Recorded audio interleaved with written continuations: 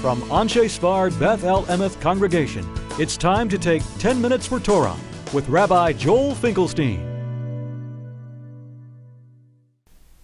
Welcome to our discussion of Parshat Naso, Shalom, Bamidbar.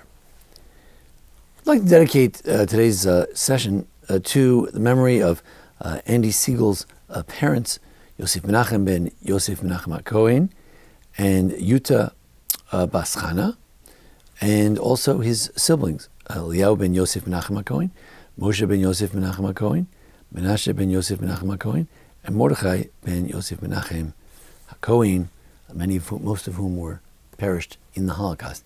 And we remember Andrew Sigel as well, who recently passed away.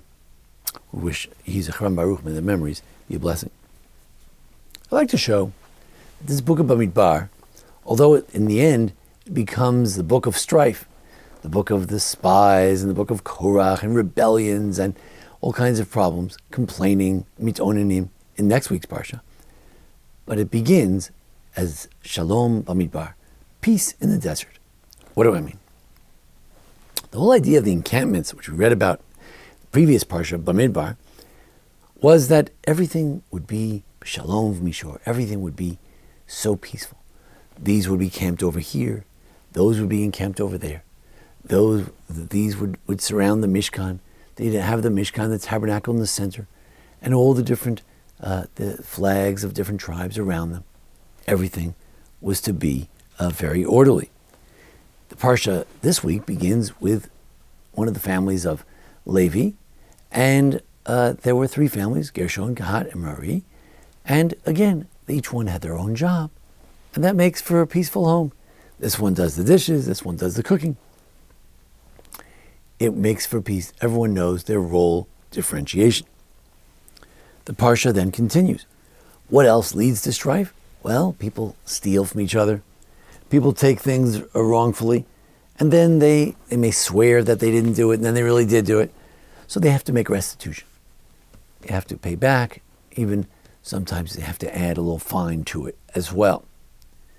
Then the Torah speaks about the sotah. Sotah is a woman who goes astray. What does that got to do with peace? Well, it has everything to do with peace. The rabbis say that as part of the ceremony, they would erase the name of God in this little section they would write down. Why? For lasot shalom bein ish lishto. God is willing to have his name erased to make peace between man and a woman. So it's all about peace. It's all about bringing peace between the jealous husband and this slightly wayward woman who's hanging out with these other fellows. And maybe we can bring them some peace. Her stomach doesn't blow up. It's proven that she's not guilty, and they can get back together. It brings them back together. As Rabbi Ari Khan in Israel, an old friend of mine, said, here the Kohen is playing that role of like Aaron, who's a Rohev Shalom, Rodev Shalom, someone who's a pursuer of peace, like it says in Pirkei Avot, who's always trying to make peace between husband and wife, as it explains in Avot Rabbi Natan. He tried to bring people together.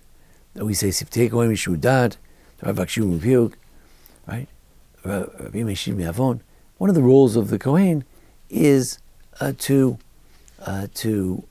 take things, make things smooth, and to help bring peace between a husband and a wife. So that's the Sotah story. Then we have the Nazirite. Now, how does the Nazirite fit in? We're going to talk later this evening about the Nazirite and how he fits in, whether he's some sort of a Kohen. So you take either view. Either this is someone who's trying to differentiate too much, right? Within a group, you always have someone, everyone always wants to differentiate. No one wants to be part of a big blob. Usually you don't have that.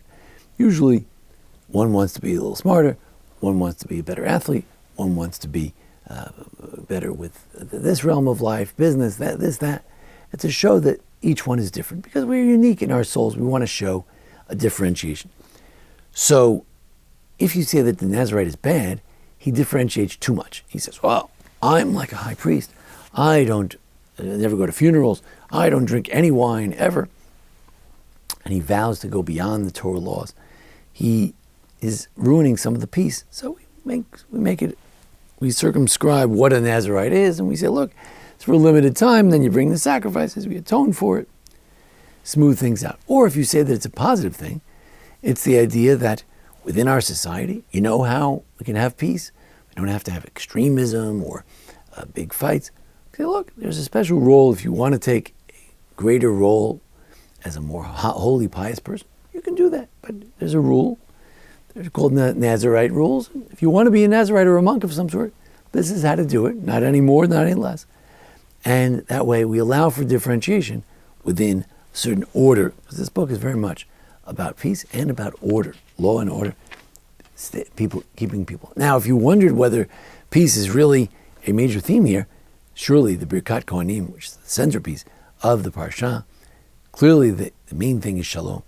So the rabbis say the main tool, the receptacle with which to hold all the blessings that God wants to give you. God wants to bless you and guard you and keep you. But in order to keep it all, you need peace. Now we're faced with the different rockets that are coming in. What good is it if you have a big store, you have a big house, a big family? If you have rockets that are coming all the time, what's the point of it? What good is it? So Torah says, no, Yasim L'cha Shalom, the ultimate blessing of the priest is to give you peace, because as we said, as Rabbi Khan said, the role of the priest, the role of the Kohen, is to bring peace. Finally, the most beautiful expression of the peace is at the end of the Parsha, because there, again, we have all the different tribes. And usually if you ever go to a board meeting, you ever go to a group of friends, everyone's trying to jockey for position, right? Everyone's trying to show they're smarter, funnier, right? They're achieving more, better skills. Not these Nasiim. These Nasiim, they all brought the same thing. Each Nasi brought exactly the same thing. No one wanted to outdo anyone else. There was an ultimate sense of peace in the camp. Shalom Bamidbar. There was shalom, there was peace, there was reconciliation, there was camaraderie, there was a sense of a group, and it worked out quite well in the Midbar until everything began to fall apart. Korach is going to try to divide too much. The people are not on the same page as the leaders. They start talking and gossiping one against the other, and it was ultimate disaster. But until then, there was Shalom Bamidbar, and this Parsha is all about that. Shalom Bamidbar, there was peace in the desert. What does it take to have peace? Well, we have to make sure we don't wrong anyone else. We have to make sure that we try to bring peace between husband and wife. Very important. That's the foundation of all peace. It's husband and wife.